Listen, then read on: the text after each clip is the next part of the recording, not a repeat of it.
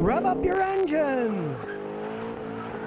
Caraballo says, Scotty, I recently bought an '06 Scion TC, 112,000 miles for $2,000. It just needs dent repair on the quarter panel. Is that a good buy? Oh yeah, that's what I tell people to do all the time. If you want to save money buying a Toyota or a Honda, get one that's got body damage. As long as a mechanic says, well, no, that's just body damage, it didn't hurt anything, it's a fender or a bumper or something, because body work can cost a lot of money to get done perfectly, but it really lowers the value of the car. And if you don't care about dents, like you live in New York City, where you're going to get more dents anyway. People like pre-dented cars in New York City because then they're not buying a nice undented car and get mad when somebody smashes into it. They just say, oh, well, it's already a New York City car, has the dents built in, so you got a good deal. There's nothing wrong with that. Lubo Beast BG. Scotty, what do you think about Russian Soviet-made Ladas?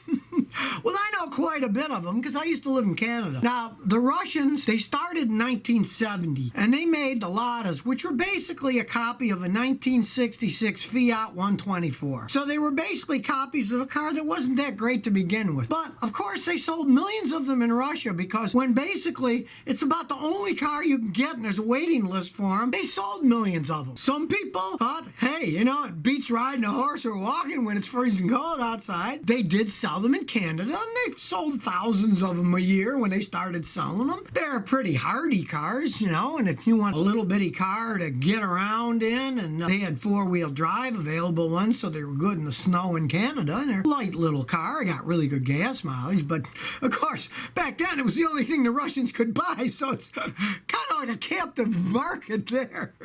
They made a whole range of cars eventually, of course, even police cars in Russia, but the mainstay one was the copy of the Fiat 124, and they were just junky little cars, but if that's all you had, what the heck? Beats walking, I guess. Alex Press says, what do you think about the Hellcat? Oh, they're screaming cars to drive. I drove one once on a test track. Ooh, that thing was fast. It had 700-something horsepower. They're really fun to drive. Of course, that said, they get horrendous gas mileage. Your insurance is going to cost you a small fortune. Guys tend to beat the heck out of them, so they tend to kind of fall apart as they age, and then they're not worth that much until they're really older. But if you got a whole bunch of money, you want to buy a brand new one, buy one that's got low mileage. They're a lot of fun to drive, I'll say that.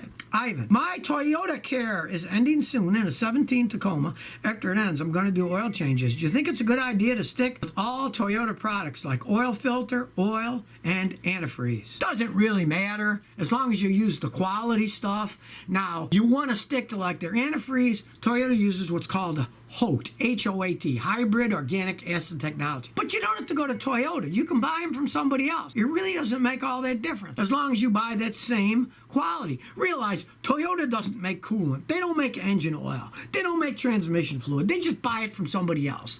So as long as you're getting stuff that has the same specs, it's perfectly fine to use them. James Martin says, Scotty, I have a 2000 Celica. New water pump is leaking badly. I believe the coolant is getting past the O-ring. What gives? First of all, if you did buy a water pump from that, you're better off buying an OEM water pump. And like I said before, you don't have to go to Toyota. Lots of places make these nip and denso pumps and stuff that you can buy. You don't have to buy them from Toyota. But you don't want to buy one of these cheaply made, the cheapest Chinese ones out there and put it on, because a lot of times they're poorly made. But when you do a water pump job, you have to make sure the mating surfaces are perfect. You have to clean them off. I have special little thin scrapers. Sometimes I use razor blades. You got to get all the old material off. And then if you got one that's got the O-ring on it, put the O-ring on the pump first. And when you do that, put a little bit of weather stripping glue, put the O-ring on the pump, then let it dry for about an hour. Then it's not going to fall off and move.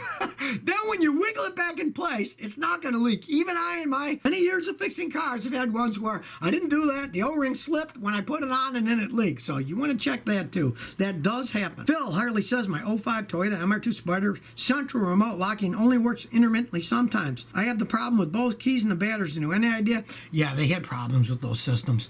It's unfortunate, but the receiving unit that's in there, the control module, goes bad on those things as they age. They cost a small fortune to buy, and then they have to be reprogrammed. If I were you, I'd just live without the thing, you know, because if you price what it costs to buy the parts for that, it's cost you so much money, and I had quite a few customers with them as they aged. Those things just broke down, and I just say forget it, because unless you're willing to spend a whole bunch of money replacing that module and having it reprogrammed, it's, you know, really not worth it. So if you never want to miss another one of my new car repair videos, remember to ring that bell.